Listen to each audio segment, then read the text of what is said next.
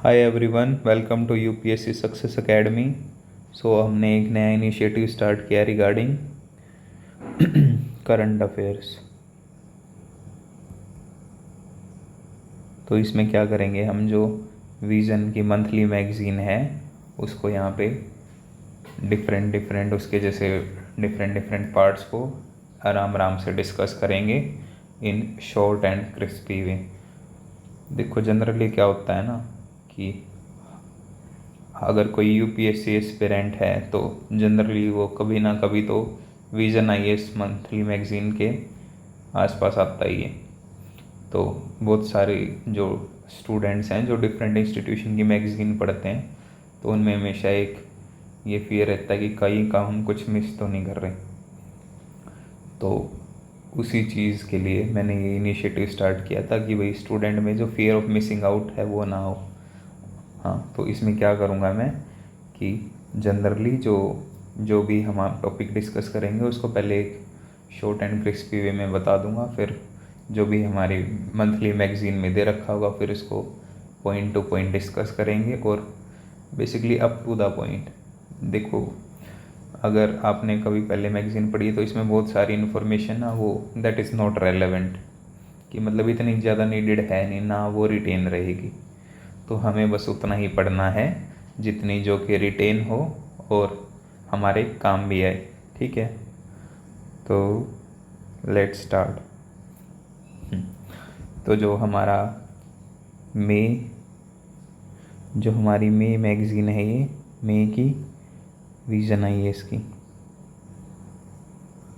Vision IAS. ठीक है, तो इसमें हम आज डिस्कस करेंगे पॉलिटी एंड गवर्नेंस।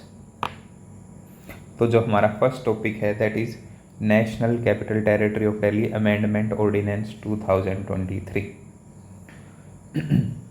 तो बेसिकली पहले मैं कंटेक्स्ट बता देता हूँ इस न्यूज़ का। जनरल तो क्या है कि जो सेंट्रल गवर्नमेंट है उसने एक ऑर्डिनेंस पास किया है जिसके अकॉर्डिंग वो जो ये government of national capital territory of Delhi act 1991 है उसको अमेंड करने की कोशिश कर रही है।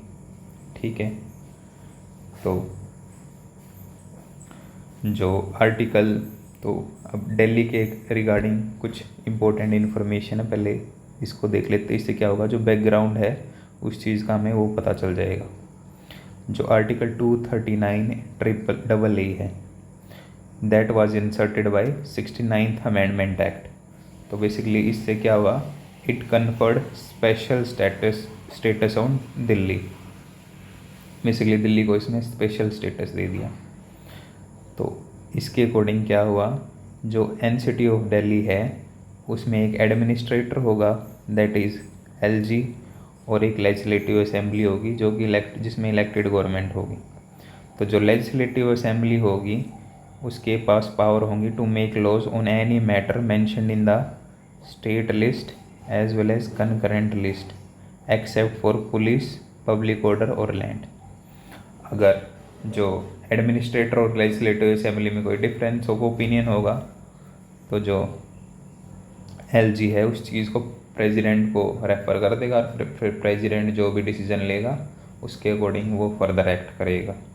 ठीक है, तो इसमें हमने क्या पढ़ा कि बेसिकली 239 अमेंडमेंट एक्ट हुआ था। 239 आर्टिकल ऐड किया था थ्रू 69th अमेंडमेंट एक्ट। उसमें क्या कर दिया, जो दिल्ली को एक स्पेशल स्टेटस दे दिया जिसमें दिल्ली के पास एक एडमिनिस्ट्रेटर भी होगा और एक इलेक्टेड लेजिस्लेटिव असेंबली भी होगी। जो लेजिस्लेटिव असेंबली के पास है काफ़ी हद तक जो स्टेट लिस्ट और कनकरेंट लिस्ट में पावर हैं उन पे लॉ बना सकती है। और अगर एलजी और इसके बीच में डिफरेंस होता है तो that will be refer to president. ठीक है, तो अभी क्या पंगा चल रहा है ये, तो इसका बैकग्राउंड समझने के लिए हमें पहले पढ़ना पड़ेगा कि अर्लियर क्या हुआ था। जो सुप्रीम कोर्ट है उसने एक वर्डिक्ट पास की है कि जो इलेक्टेड गवर्नमेंट है उसके पास पावर है लेजिस्लेटिव एंड एग्जीक्यूटिव पावर, और जो एडमिनिस्ट्रेटिव सर्विसेज हैं ना, जैसे जो आईएएस आईपीएस वगैरह अपॉइंट होते हैं वो इलेक्टेड गवर्नमेंट के पास पावर इन्होंने वर्डिक्ट में डाल दी है। अर्लियर क्या था, ये जो पावर थी एडमिनिस्ट्रेटिव अपॉइंटमेंट की, ये थी यूनियन गवर्नमेंट के पास। लेकिन अब जो सुप्रीम कोर्ट का वर्डिक्ट आया उसके अकॉर्डिंग जो इलेक्टेड गवर्नमेंट है of NCT Delhi has executive and legislative power और सर्विसेज अंडर एंट्री, ये इतना इंपॉर्टेंट नहीं, बस ये हमें जानना है। और जो एलजी है that is bound by the aid and advice of CM within the legislative scope of national capital territory of Delhi. ठीक है। तो अब पहले ये वर्डिक्ट आ गई, तो अब क्या किया है सेंट्रल गवर्नमेंट ने एक ऑर्डिनेंस पास किया है इस वर्डिक्ट को काटने के लिए। ठीक है। तो की हाइलाइट्स क्या हैं उस ऑर्डिनेंस की, तो जो first power to legislate over service, basically क्या है कि जो दिल्ली लेजिस्लेटिव असेंबली है will not have the power to legislate on the subject of service. जो फर्स्ट चीज़ क्या बोल दी कि भाई जो भी एडमिनिस्ट्रेटिव सर्विस है उसके ऊपर दिल्ली लेजिस्लेटिव असेंबली की कोई पावर नहीं होगी। और power regarding appointments, transfer etcetera. ठीक है। तो ऑर्डिनेंस के थ्रू इन्होंने क्या बना दिया, एक नई स्टैच्यूटरी अथॉरिटी बना दी जो कि क्या करेगी, रिकमेंडेशन देगी regarding posting, transfer etcetera to LG. अब देखो क्या खेल क्या कर रखा है। अब जो ये स्टैच्यूटरी अथॉरिटी बनाई ना, national capital civil service authority, इसमें एक सीएम होगा जो चीफ मिनिस्टर ऑफ दिल्ली होगा, और जो कि चेयरपर्सन होगा, और चीफ सेक्रेटरी और प्रिंसिपल सेक्रेटरी होगा होम डिपार्टमेंट का। ठीक है। ये दोनों बेसिकली कौन चूज़ करेगा, यूनियन गवर्नमेंट, और जो सीएम है वो इलेक्टेड लेजिस्लेटिव असेंबली का। और सबसे मेन चीज़ क्या बोल दी कि जो मैटर है that will decided by majority of votes of member present and voting. ठीक है। तो बेसिकली ये क्या बोलना चाह रही, सिंपल वे में ये कहना चाह रहे हैं कि जो भी यूनियन गवर्नमेंट डिसाइड करेगी रिगार्डिंग कि भाई किसकी पोस्टिंग या फिर किसका अपॉइंटमेंट होना, वो यूनियन गवर्नमेंट की ही चलेगी इसके रिगार्डिंग। और पावर क्या दे दी लेफ्टिनेंट गवर्नर को कि भाई जो लेफ्टिनेंट गवर्नर के डिस्क्रेशन पे है कि भाई जो भी रिकमेंडेशन ये स्टैच्यूटरी अथॉरिटी दे रही है उसको एक्सेप्ट करे या नहीं करे। अगर उसको जो रिकमेंडेशन है वो पसंद नहीं आती तो उसको वापस ओपिनियन ले सकता है दोबारा से इसका। ठीक है। तो हमने ये देख लिया कि भाई आर्टिकल क्या था, उससे क्या स्पेशल स्टेटस मिला था, फिर सुप्रीम कोर्ट का क्या वर्डिक्ट था, फिर यूनियन गवर्नमेंट क्या कर रही है, और बेसिकली हाइलाइट्स क्या थे ऑर्डिनेंस के। ठीक है। तो ऑर्डिनेंस अब देख लेते हैं जो स्टैटिक पार्ट है, ये जो हमें लक्ष्मीकांत वगैरह से पढ़ना होता है, तो वो भी यहीं कवर करके चलेंगे। तो ऑर्डिनेंस क्या है, बेसिकली ऑर्डिनेंस है जब जो एग्जीक्यूटिव है वो लॉ बना दे without the approval of legislature, that is ordinance. It is defined as a law promulgated by the state और सेंट्रल गवर्नमेंट। स्टेट और सेंट्रल गवर्नमेंट क्या है, executive authority without the approval of legislature. जब executive law बनाए without the approval of legislature उसको बोलते हैं ordinance. तो बेसिकली जो पावर है टू प्रमल ऑर्डिनेंस वो बेसिकली 2-3 एक्ट में दे रखी, जैसे Indian council act 1861, government of India act 1909, government of India act 1935। लेकिन ये इतनी ज़्यादा इंपॉर्टेंट नहीं है, हमें याद करने की ज़रूरत नहीं है। जो इंडियन कॉन्स्टिट्यूशन में ये कहाँ दे रखी है, जो ऑर्डिनेंस है power of president regarding ordinance वो तो दे रखी है आर्टिकल 1, 2, 3 में, और गवर्नर की पावर रिगार्डिंग ऑर्डिनेंस दे रखी है इन आर्टिकल 2, 1, 3 में। ठीक है। तो मेन पॉइंट्स क्या है रिगार्डिंग ऑर्डिनेंस।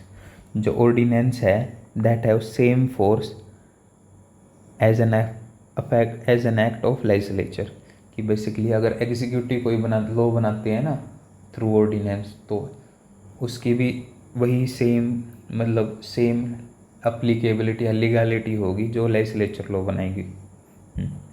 तो अनदर मेन इम्पोर्टेंट क्या है, जो ऑर्डिनेंस है is valid for 6 week after the date when the next session start. Ordinance basically बनाते कब हैं, जनरली या तो जो पार्लियामेंट सेशन में नहीं हो और एकदम ऐसी सिचुएशन आ जाए कि भाई हमें कोई ऐसी लॉ चाहिए जो, और पार्लियामेंट तो सेशन में है नहीं, तो क्या करता है जो गवर्नर या फिर जो प्रेसिडेंट होते हैं वो एक लॉ बनाते हैं कि भाई टेम्परेरी पीरियड के लिए, उसको ऑर्डिनेंस बोलते हैं। ठीक है, तो ऑर्डिनेंस कब तक वैलिड है? जब जो नेक्स्ट सेशन स्टार्ट होगा ना उसके 6 वीक तक, अगर उसको जो दोनों मिलके अप्रूव नहीं करते। अगर अप्रूव, और उससे पहले भी लैप्स हो सकता है ऑर्डिनेंस, अगर जो बोथ हाउस हैं वो रेजोल्यूशन पास कर दें कि भाई हम इस ऑर्डिनेंस को हटाना चाह रहे हैं। ठीक है, अनदर मेन चीज़ क्या है, ये जो अगर आप टेस्ट सीरीज़ देखोगे विजन IAS वगैरह की, तो इस टाइप्स के पॉइंट्स में से भर भर के क्वेश्चन डालते हैं वो। जो ऑर्डिनेंस है can only be issued on matters on which parliament और लेजिस्लेचर कैन मेक लॉ। अगर जो ऑर्डिनेंस है वो उसी लॉ पे, उसी सब्जेक्ट पे बना सकते हैं जिस पे जो पार्लियामेंट लॉ बना सकती है। यूँ नहीं है कि भाई अगर जैसे पार्लियामेंट है वो बेसिक स्ट्रक्चर पे लॉ नहीं बना सकती या फिर उसको कैंसिल नहीं कर सकती। तो ऑर्डिनेंस भी जो लिमिटेशंस पार्लियामेंट पे अप्लाई होती हैं regarding making law, same limitation are also applicable on the ordinance. ठीक है,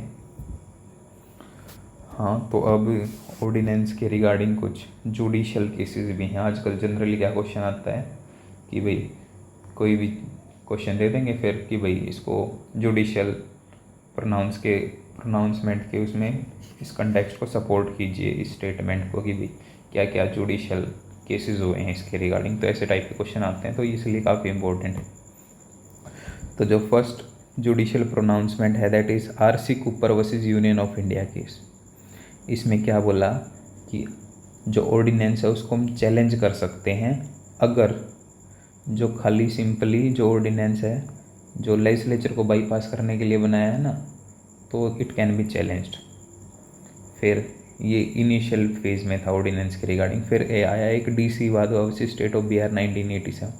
इसमें क्या था, जो ये बिहार गवर्नमेंट थी बार बार ऑर्डिनेंस पास कर रही थी, फिर ऑर्डिनेंस 6 महीने के लिए लैप्स हो जाता था, फिर नेक्स्ट ऑर्डिनेंस पास कर देती। तो बेसिकली क्या कर रही थी, ये जो लेजिस्लेचर है उसको बाईपास कर रही थी।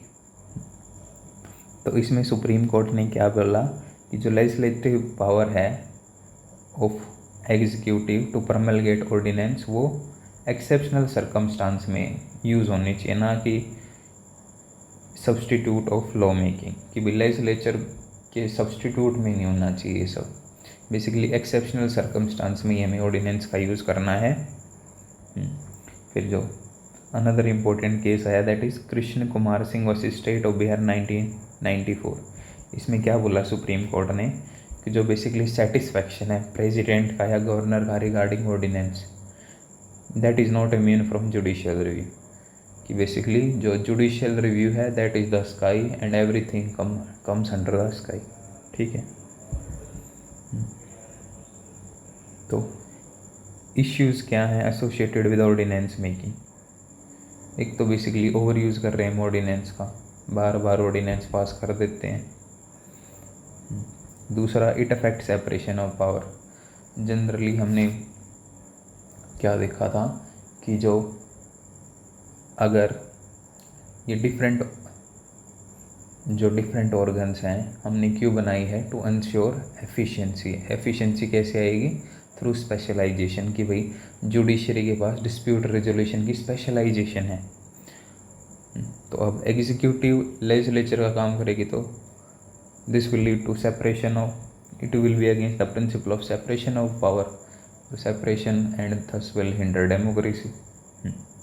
अनदर मेन इशू क्या है, there is a lack of clarity regarding emergency situation. Basically कोई क्लियरली डिफाइंड है ही नहीं कि क्या क्लियर मीन्स जो ऑर्डिनेंस में इमरजेंसी सिचुएशन का क्या मतलब है, नेसेसिटी का क्या मतलब है। अनदर क्या है, जो अकाउंटेबिलिटी है वो डिक्रीज़ होती है। बेसिकली ऑर्डिनेंस, बेसिकली पार्लियामेंट क्या करता है, जो एग्जीक्यूटिव को कैसे अकाउंटेबल बनाता है, बाय आस्किंग क्वेश्चंस रिगार्डिंग, और जो भी लॉ होती है उसको डिसअप्रूव करके। तो अगर ऑर्डिनेंस के थ्रू करेंगे तो simply they are avoiding accountability जो bypassing the legislature. Another issue क्या है कि इससे क्या दिक्कत हो रही है, जो सेंटर स्टेट रिलेशन है वो भी अफेक्ट हो रहे हैं। जैसे अब डिफरेंट मेजर बहुत ही सारे हमें डे टू डे बेसिस पे यूँ बहुत सारे स्टेट और यूनियन गवर्नमेंट के इस चीज़ में पंगे मिलते हैं। जैसे अगर करंट एग्जांपल ले लें तो ये एनसीटी वर्सेस यूनियन गवर्नमेंट। तो बेसिकली कंक्लूजन क्या होना चाहिए हमारा, basically we need to define the term mentioned under article 123 कि बेसिकली जो इमरजेंसी सिचुएशन है, नेसेसिटी है, जो इस आर्टिकल मेंशन्ड है उनका असली मतलब क्या है, and we should prevent their misuse. और जो एग्जीक्यूटिव है शुड एक्सरसाइज सेल्फ रिस्ट्रेंट, वो भी यूँ बस पानी में बहता ना चला जाए, थोड़ा सा लिमिटेड वे में यूज़ करे जब एक्सीजेंसी कोई ऐसी इमरजेंसी सिचुएशन आए। ठीक है, ये तो हो गया हमारा पहला पॉइंट। अनदर इम्पोर्टेंट इश्यू क्या है इसमें, मॉडल प्रिजन एक्ट 2023। तो बेसिकली जो मिनिस्ट्री ऑफ होम अफेयर ने क्या किया है, एक मॉडल प्रिजन एक्ट बनाया है जो कि प्रिजन एक्ट ऑफ 1894 को रिप्लेस करेगा। तो प्रिजन एक्ट के बारे में जान लेते हैं। बेसिकली फर्स्ट लेजिस्लेशन थी for management and administration of prison India, कि वही जो प्रिजन है उसकी मैनेजमेंट कैसे मैनेज करना है, कैसे एडमिनिस्ट्रेट करना है उसके रिगार्डिंग। तो बेसिकली इसमें जो प्रिजन की डेफिनेशन भी दे रखी है कि भाई कोई भी place which is used permanently और temporary for the detention of prisoners.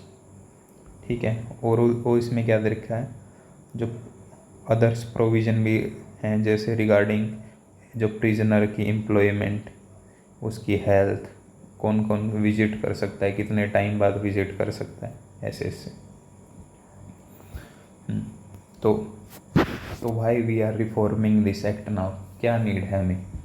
एक तो बेसिकली कॉलोनियल लॉ है, और जो जनरली जो कॉलोनियल लॉ बनाई जाती थी that was to suppress the freedom struggle. ठीक है, तो हम उस कॉलोनियल हैंगओवर को ख़त्म करना चाह रहे हैं। अनदर इम्पोर्टेंट नीड क्या है, जो हमारा फोकस है दैट इज चेंज, जो हमारा जो फोकस है ना that has change from retribution to reformation. Retribution का मतलब होता है एक टाइप से टिट फॉर टैट, कि तूने इसका मर्डर कर दिया तो इसको लाइफ इम्प्रिजनमेंट दे दी या फिर फांसी की सजा दे दी। लेकिन जो हमारा करंट फोकस क्या है, रिफॉर्मेशन पे, कि जो क्रिमिनल्स है वो अपना कंडक्ट सुधार के रिफॉर्म हों। लेकिन जो अपनी प्रिजन एक्ट था उसमें कोई रिफॉर्म का प्रोविज़न नहीं था, कोई रिहेबिलिटेशन ऑफ प्रिजनर नहीं था।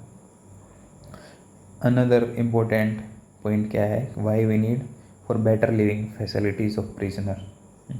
जो करंटली जो जेल मैनुअल है ना वो भी मतलब नियरली 150-200 साल पुराने हैं, और जो लिविंग कंडीशन प्रोवाइड की जाती है दैट इज़ वेरी टॉर्चरिंग। ठीक है, अनदर इम्पोर्टेंट क्या है, why we need, killing and violence भी है बहुत ज़्यादा प्रिजन में। जैसे रिसेंटली क्या था, एक 33-year-old inmate was allegedly stabbed to death by member of rival gang in Tihar. मतलब ये तो फिर भी ठीक है, जैसे ये लॉरेंस बिश्नोई है जिसने जो सिंगर सिद्धू मूसेवाला को की डेथ के पीछे था। तो बेसिकली इंटरव्यू दे रहा जेल में बैठ के, और मतलब जेल वाले आदमी को पता भी नहीं है जो एडमिनिस्ट्रेशन है उसको। तो देख रहे हो कितना ज़्यादा यूँ वॉयलेंस वगैरह, करप्शन वगैरह है। अदर इश्यूज़ क्या हैं फेस्ड बाय प्रिजनर्स, एक तो हाई अंडर ट्रायल है, बहुत ज़्यादा अंडर ट्रायल्स हैं। Nearly 77% of jail inmates are under trials. एक ओवर पॉपुलेटेड प्रिजन है, मतलब जितनी कैपेसिटी है ना उससे भी कहीं ज़्यादा ही इनमेट्स फील्ड हैं। तीसरा इम्पोर्टेंट इशू क्या है faced, difficulty in obtaining bail. तो इसके रिगार्डिंग सुप्रीम कोर्ट ने क्या बोला है, बेसिकली जो यूनियन गवर्नमेंट है दैट शुड इंट्रोड्यूस एक सेपरेट बेल एक्ट प्रोवाइड करना चाहिए, जिसकी वजह से जो बेल मिलने का प्रोसेस है उसको स्ट्रीमलाइन किया जा सके। अनदर इम्पोर्टेंट इशू क्या है, वैकेंसी है प्रिजन ऑफिशियल्स में काफ़ी सारे, जैसे उत्तराखंड, छत्तीसगढ़, बिहार, झारखंड में जो 60% ऑफ ऑफिसर्स पोजीशन है ना वो खाली हैं। और अदर इशू क्या है, अननेचुरल डेथ है प्रिजन में, जैसे 2021 में 185 अननेचुरल डेथ थी, और जो nearly 150 inmates died because by committing suicides. ठीक है, तो कॉन्स्टिट्यूशन क्या बोलता है प्रिजन के रिलेटेड। प्रिजन एक स्टेट सब्जेक्ट है, तो स्टेट सब्जेक्ट तो बेसिकली रिस्पॉन्सिबिलिटी किसकी हुई, प्रिजन मैनेजमेंट की, स्टेट गवर्नमेंट की। ठीक है, तो what proposals are included under model prison act, basically ये हैं चुपड़ी चिकनी बातें जो हमें याद नहीं करनी होती। जैसे क्या जनरली क्या बोल सकते हैं कि कोई भी मॉडल, कोई भी एक्ट आएगा तो उसमें कि भाई अगर जेल प्रिजनर्स के रिगार्डिंग है तो भाई encourage good conduct. Good conduct कैसे करेंगे, उनको पेरोल देंगे कि भाई किसी कंडीशन पे रिलीज़ कर दिया, या फिर अगर बहुत ज़्यादा लॉन्ग टर्म इम्प्रिजनमेंट है तो थोड़े टाइम के लिए छुट्टी दे दी या फिर बेल दे दी। ठीक है, या फिर रिफॉर्मेशन या फिर रिहेबिलिटेशन की बात करेंगे कि भाई हमें प्रिजनर्स में एटीट्यूडनल चेंज लेके आना है, we should provide vocational training and skill development. और क्या बातें बोल सकते हैं कि भाई बेटर सेफ्टी और सिक्योरिटी होनी चाहिए, और इसको कैसे सेपरेट अकोमोडेशन होनी चाहिए वुमेन की, जो आईसीटी का यूज़ करना चाहिए इन प्रिजन एडमिनिस्ट्रेशन ऐसे। ठीक है, तो बस ये एक बार ऊपर से पढ़ लीजिए, याद हो रहा है तो ठीक है, वरना कोई इतनी ज़्यादा नीड है नहीं। तो सजेशन क्या है टू रिफॉर्म प्रिजन, तो बेसिकली एक तो जो बेल प्रोविजंस हैं वो ईजियर होने चाहिए थोड़े से। अनदर मेन इशू क्या है कि भाई जो जो बेल अमाउंट है ना वो बहुत ज़्यादा हाई है, तो इसके बारे में क्या करना चाहिए, we should reduce the bail amount. और जो जनरली जो प्रिजनर्स जो प्रिजन के अंदर इनमेट्स हैं या फिर अंडर ट्रायल हैं, they are generally from under privilege sections या फिर जो lower rung of the society, so we should provide them legal aid, free legal aid. और क्या है, जो प्रोसिक्यूटर्स हैं बेसिकली जो लॉयर की एक्सेसिबिलिटी है टू इनमेट्स वो इंक्रीज़ होनी चाहिए। तो रिसेंटली क्या हुआ था, एक अमिताभ रॉय कमेटी बनी थी रिगार्डिंग जेल रिफॉर्म, उसने कुछ रिकमेंडेशन दिए थे, वो देख लेना। और बेसिकली हम एक दो केस स्टडी भी लिख सकते हैं, जो केस स्टडी हैं that will enrich your answers. जैसे एक ओपन प्रिजन है, बेसिकली ओपन प्रिजन सिस्टम क्या होता है, जो जनरली जो इनमेट्स होते हैं ना प्रिजनर्स, वो दिन में तो जेल में काम करेंगे, फिर रात को अपने वापस घर चले जाएंगे, फिर सुबह वापस आ जाएंगे। तो इसमें क्या होता है, जो prisoner serve their sentence with minimum supervision and parameter security. It is basically adopted in Rajasthan, ये येरवाड़ा जेल में भी फॉलो होता है, और एक दो स्टेट में भी। तो देखो ओपन प्रिजन के बेनिफिट क्या हैं, need 92% less staff than close jails. Another वो क्या है, जो मंथली कॉस्ट है ऑफ ओनली 500 पर प्रिजनर्स। ठीक है, another case important case study क्या लिख सकते हैं, रिसेंटली जो पंजाब गवर्नमेंट ने है, they have approved conjugal visits to inmate with good conduct. Basically जिन जो प्रिजनर इनमेट्स का गुड कंडक्ट है, उनको जो उनके स्पोज वगैरह हैं उनको पर्सनल टाइम दे दिया जाएगा फॉर कंजुगल विजिट्स। ठीक है, तो अब आ गए हम न्यूज़ इन शॉर्ट्स में। तो इसमें भी कुछ इतना ज़्यादा इम्पोर्टेंट नहीं है, चलो बता देता हूँ क्या है। पहली है विप। विप बेसिकली ये क्या है, विप एक पर्सन हो सकता है या फिर रिटर्न ऑर्डर हो सकता है टू फॉलो सर्टन डायरेक्शन, कि भाई जैसे कल कोई बिल पास होना है तो मैंने विप डाल दी कि भाई कल जितने भी एमपी हैं वो सारे प्रेजेंट होने चाहिए, या तो बोल के डाल दी या फिर किसी रिटर्न डायरेक्शन में डाल दी। ठीक है, तो उसको विप बोलते हैं।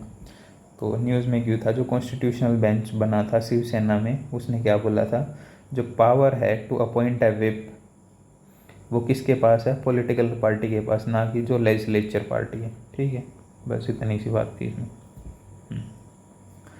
आर्टिकल 142 क्या है, इसमें क्या है कि भाई जो सुप्रीम कोर्ट है कंप्लीट जस्टिस प्रोवाइड करने के लिए कोई भी डिक्री या फिर ऑर्डर पास कर सकता है उसकी जुरिसडिक्शन में, ठीक है।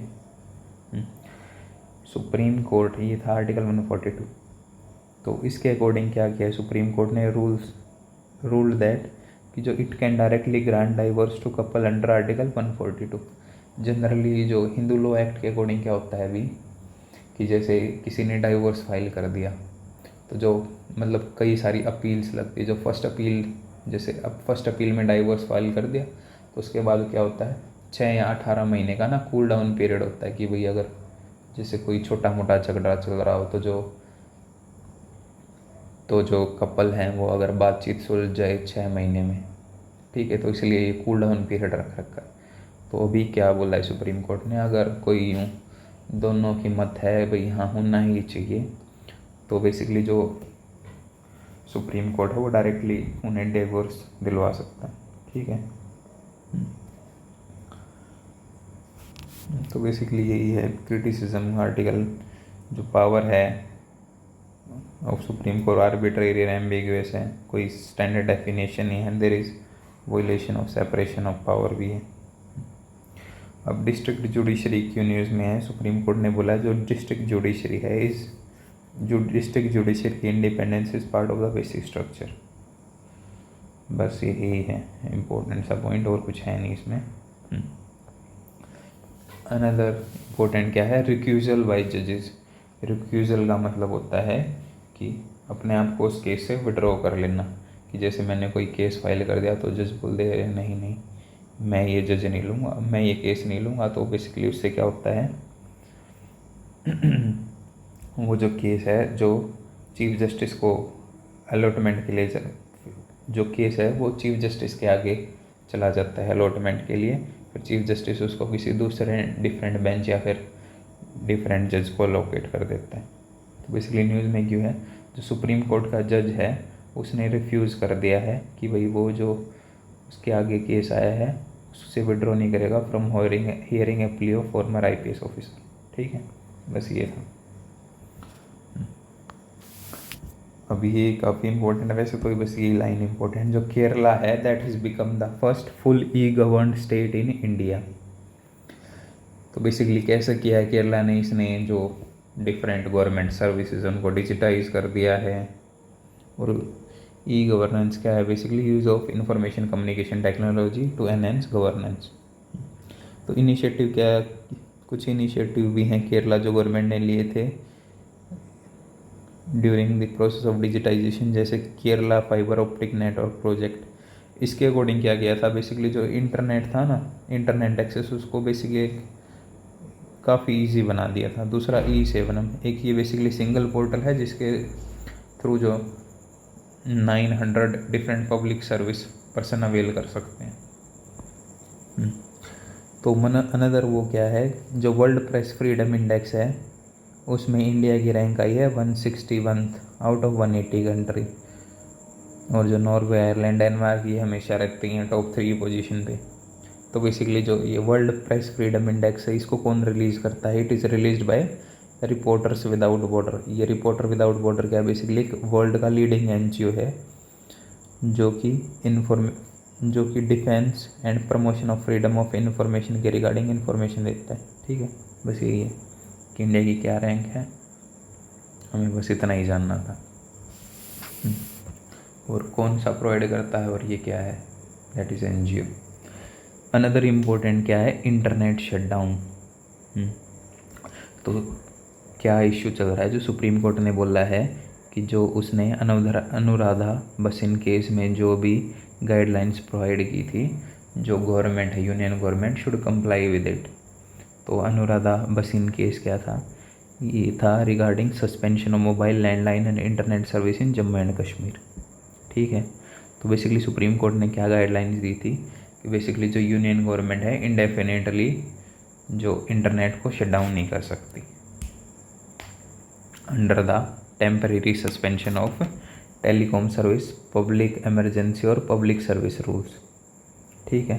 जो सस्पेंशन है वो टेम्परेरी पीरियड के लिए हो सकता है, इंडेफिनेट पीरियड के लिए नहीं हो सकता।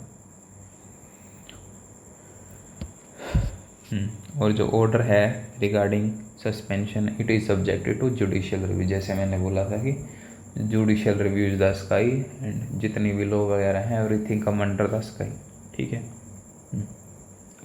तो इंटरनेट शटडाउन के रिलेटेड प्रोविजंस क्या है इंडिया में?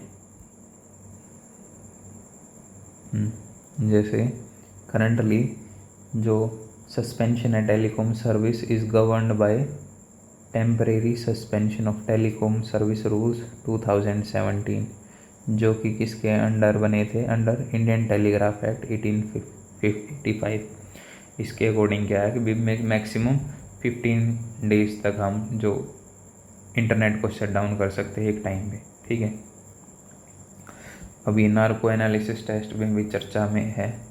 अब ये चर्चा में क्यों है? क्योंकि जो रेसलर्स हैं जो दिल्ली में प्रोटेस्ट कर रहे हैं वो बोल रहे हैं कि हम नार्को टेस्ट भी दे सकते हैं अपनी बेगुनाही साबित करने के लिए कि भाई जो हम बोल रहे हैं वो सच है। ठीक है। लेकिन जो नार्को टेस्ट है उसको उसको कौन मॉनिटर करना चाहिए? सुप्रीम कोर्ट की मॉनिटराइजेशन में होना चाहिए, ना कि यूनियन गवर्नमेंट के उसमें। ठीक है। तो ये है इसमें। तो बेसिकली देख लेते हैं नार्को टेस्ट में क्या होता है।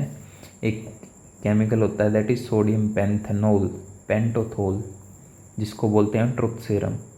इसमें बेसिकली क्या होता है, जो ये ट्रुथ सीरम है उसको पर्सन को दे देते हैं।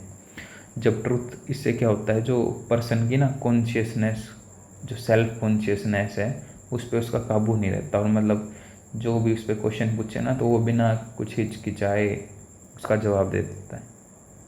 ठीक है। लेकिन जो इसके रिगार्डिंग एक जजमेंट भी आई थी ट्रुथ सीरम के, supreme court in Selvi and ORS versus state of Karnataka and ANR।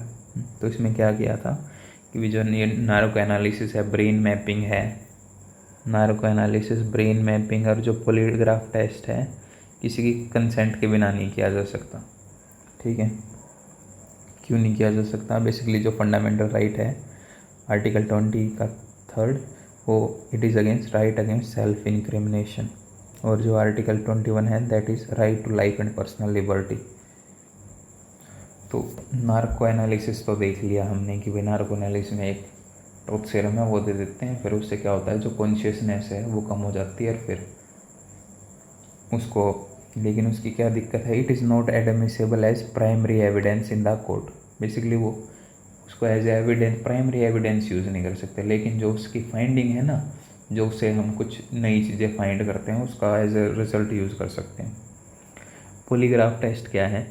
Polygraph test में जैसे मूवियों में देखा होगा कि यूँ एक कंप्यूटर में पर्सन का कुछ क्वेश्चन पूछते हैं पर्सन से, और उसका जैसे एक कंप्यूटर होता है उसकी डिफरेंट चीज़ों पे नज़र रखते हैं, जैसे पल्स रेट क्या है, blood pressure, breathing, sweat gland, blood flow in attach. जब भी क्वेश्चन पूछेंगे अगर उसमें कुछ गड़बड़ होगी, जैसे वो झूठ वगैरह बोल रहा होगा, तो उसका ब्लड प्रेशर या फिर पल्स रेट या फिर ब्रीदिंग या फिर स्वेट ग्लैंड, इसमें से कुछ ना कुछ तो ऊपर नीचे फ्लक्चुएट करेगा। ये polygraph test. Brain mapping test को P300 टेस्ट भी बोलते हैं। इसमें बेसिकली क्या आता है, हम वो तो फिजिकल ये देख रहे थे हम, इसमें क्या करते हैं ब्रेन की मैपिंग करते हैं सिमिलरली कि भाई ब्रेन कैसे रिएक्ट कर रहा है किसी भी क्वेश्चन से। ठीक है। तो दैट्स ऑल गाइस। तो जो हमारा पॉलिटिका सेशन है, जो पॉलिटिका विजन की मंथली मैगज़ीन का सेक्शन है वो ख़त्म हो चुका है। तो अगले सेक्शन के साथ मिलते हैं next time. Thank you so much. Stay connected, like and subscribe. Thank you.